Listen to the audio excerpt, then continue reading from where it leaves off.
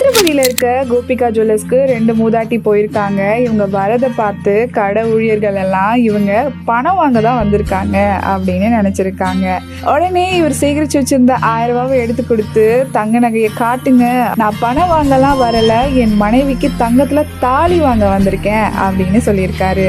இதுக்கு அந்த ஒரு ஊழியர் வந்துட்டு 1000 ரூபாய்க்கெல்லாம் தங்க நகை வாங்க முடியாதுன்னு சொல்லியிருக்காரு. இதை எல்லாத்தையும் சிசிடிவியில கவனிச்சிட்டு இருந்த கடையின் உரிமையாளர் வந்து இவங்களோட காதலை பார்த்து பிரமிச்சு அவங்களுக்கு இலவசமா தங்க நகையை பரிசா கொடுத்துருக்காங்க.